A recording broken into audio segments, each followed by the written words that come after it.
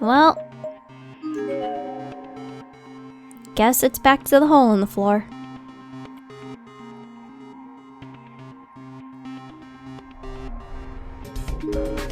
Actually,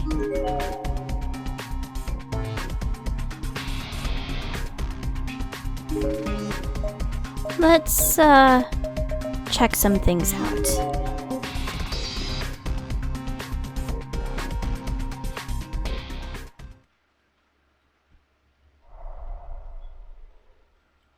There's something here.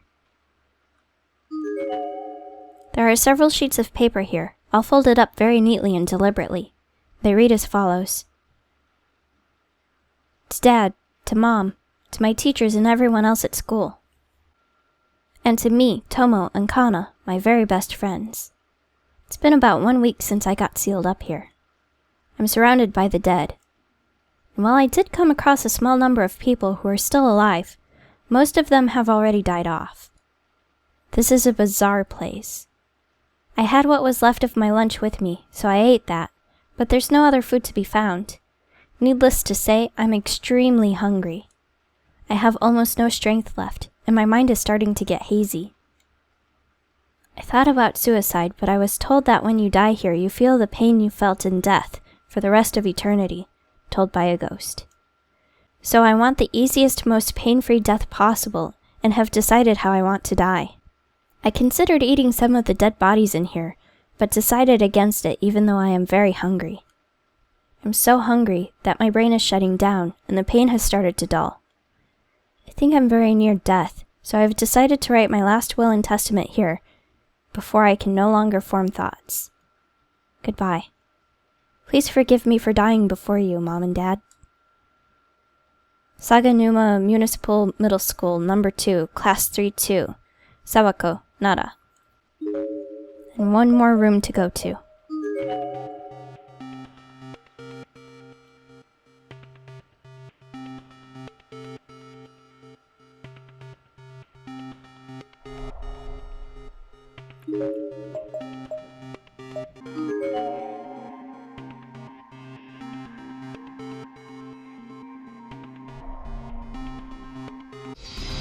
Let's see what's in here.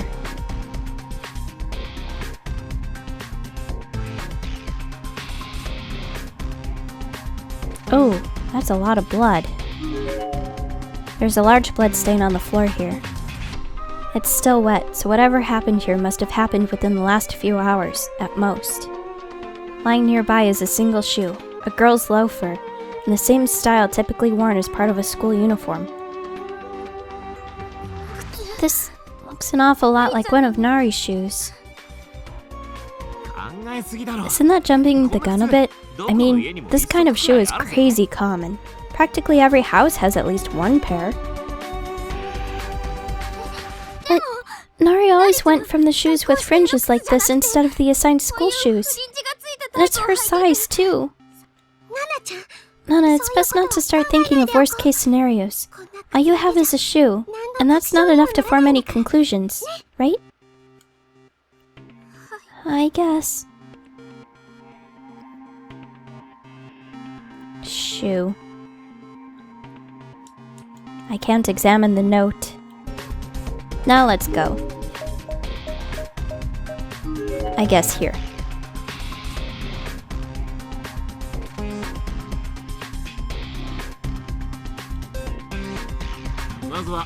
First things first, we've got to get one end of this rope fastened onto something. How about a desk inside that classroom? I don't know about that. You pull on the rope and the desk is totally going to move. That's true. Maybe the teacher's podium? No, the rope wouldn't be long enough to stretch that far. Couldn't we attach it to a desk and move that desk right up against the classroom door? Then just close the door most of the way, leaving only a crack for the rope to slip through. That way, the door will keep the desk in place. I see. As long as we double loop the rope around the desk, then it should hold. And with the door serving as a barrier. Yeah, this just might work.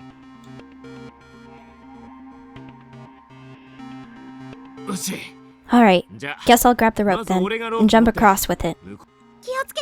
Be careful, okay? Don't worry. At a distance, it's child's play.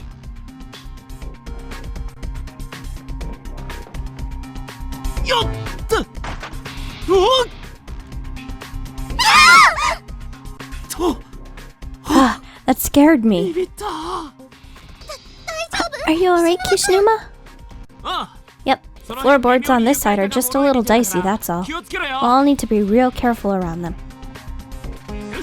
Okay, Suzumoto, hang on to the rope and come on over.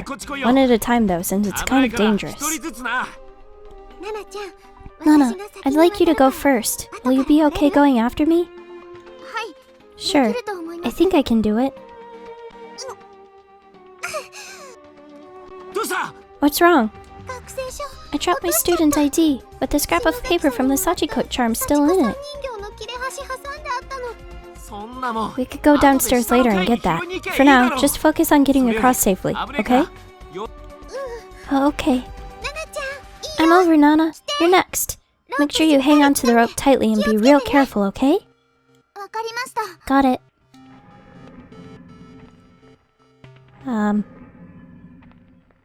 Uh-oh. Who the hell is that? I don't think he's friendly. Nana,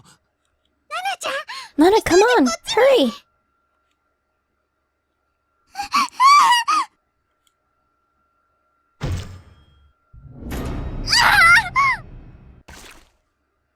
For about as much time as it took a single shiver to run up and down a person's spine, the hallway was completely silent. Then, the moment Nana's foot left the floor on the other end of the hole, there was an abrupt, almost exaggerated spray of blood. The back of the strange, bloody-eyed man's massive hammer had come down hard, roughly splitting through not only the rope, but both of Nana's legs as well. My legs! My legs!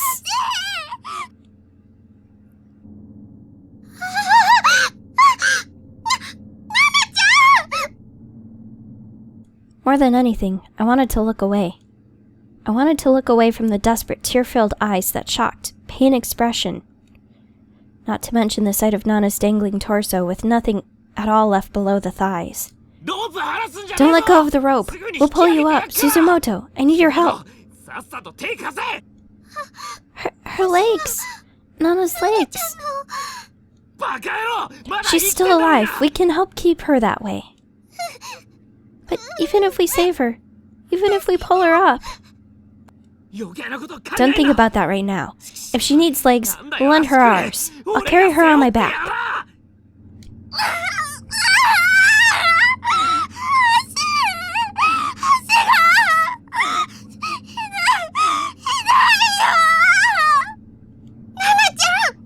We need you to do something. To stop the bleeding. Move! I'll tie the rope right around her thighs. This is so messed up.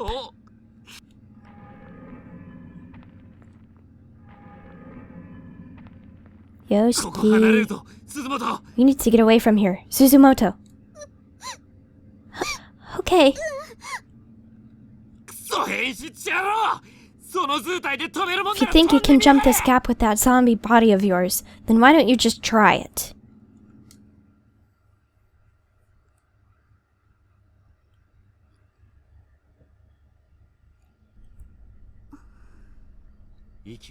She's still breathing, but she's passed out. It's probably for the best. If she were conscious, think how much pain she'd be in. Yeah, but if she's passed out, that can't be a good sign for her chances of survival. We've got to do something to save her. What could we possibly do? We're not doctors. With a wound this bad, I wouldn't even know where to begin. We can at least dress the wound with antiseptic and bandages. There's gotta be some in the infirmary or the science lab or the staff room or somewhere. Either way, we have to at least try. Yeah, I guess you're right. For now, we should focus on finding someplace safe where she can rest.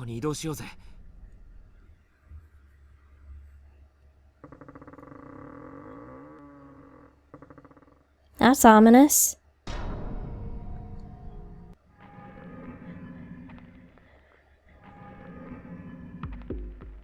It's the same guy. How the hell did he get over here? I don't know, but we have to run.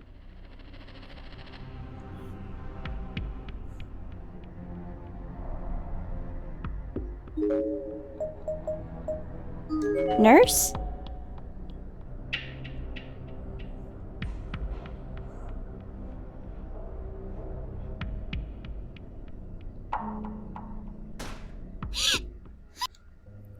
Something struck the glass window from inside the room.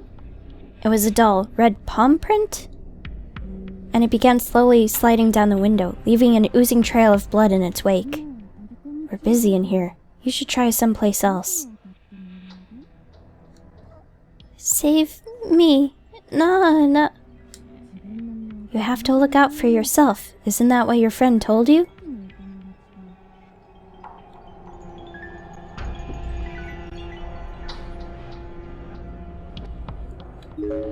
Science lab? I have a key. The science lab door is locked. I know, but I have a key. Open it. The science lab. I've got the key right in here. Quickly. There's a timer. It turned. Good, come on, let's get inside.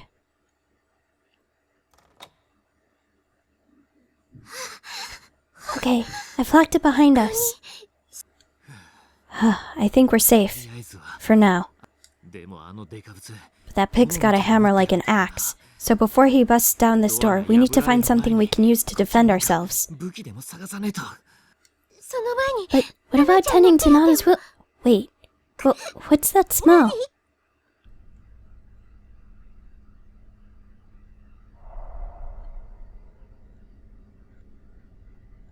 There's a corpse over there. Corpse. It's a dead body bound to a chair with wire by both its wrists and ankles. Based on height and uniform, this was most likely a junior high school girl. She seems to have had hot oil poured over her head, burning everything above her chest into a blackened, unidentifiable mess. That's horrible. The only discernible facial feature is a missing tongue, not only because its stump is still faintly visible through her broken front teeth. The wire around her wrists and ankles seemed to have really dug into her skin, too, suggesting she put up a hell of a fight before taking her final breath. This uniform, it's the same as Nana's. Looks like there's a photo on her student ID. Sashigawa Girls Middle School, Class 1-6. It's Nari.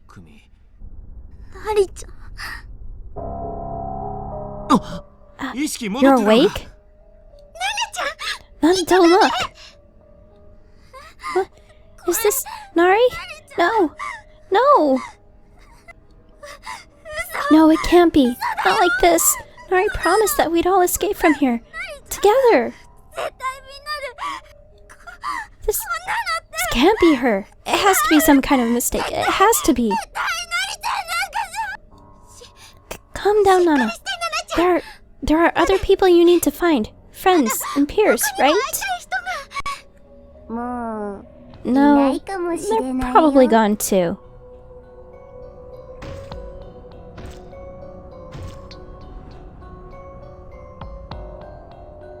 Let's play a game.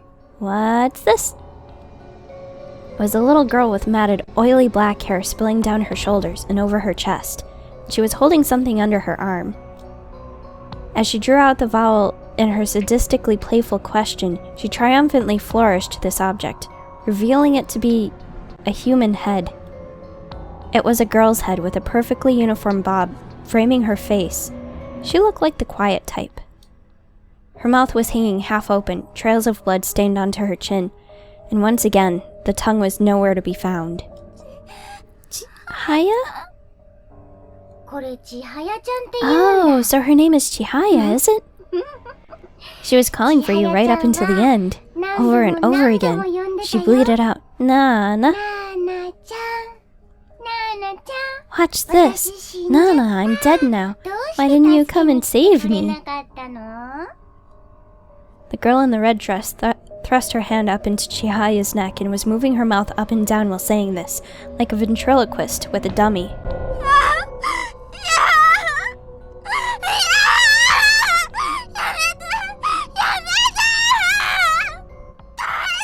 Give her back! Give her back! Give me back my friends! Chihaya! Nari!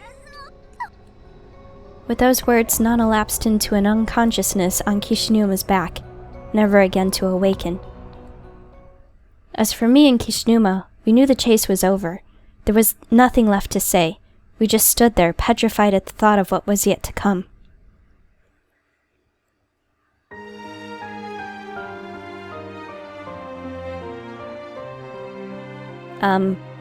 Whoops? The only other choice is to run out the timer. There's nowhere to hide.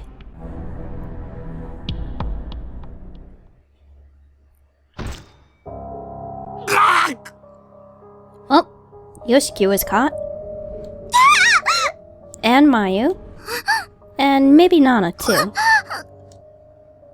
The bloody-eyed man raised his right leg, then quickly brought it down onto Nana's stomach, pinning her to the ground and forcing blood from her wounds.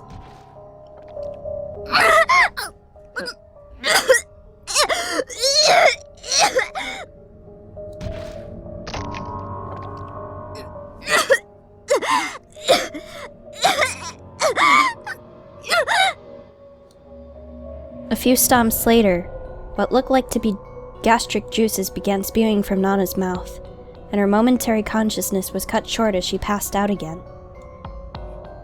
This didn't stop the man from continuing his stomping fit, however. He was putting his whole body weight into every blow. I could hear the sound of bones breaking.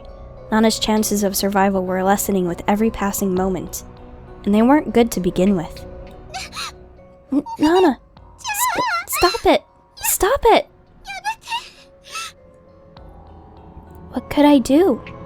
I wanted to save her, somehow, but I couldn't even move. Get your foot off her!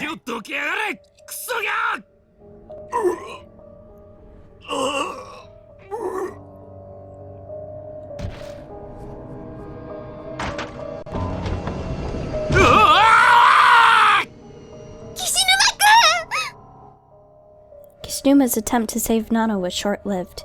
The bloody-eyed man swatted him back like a fly, and he immediately fell through a hole in the floor. No, Yoshiki. Sorry to keep you waiting. It's your turn now. Hiya, wanna play? I remember now. This is where I die.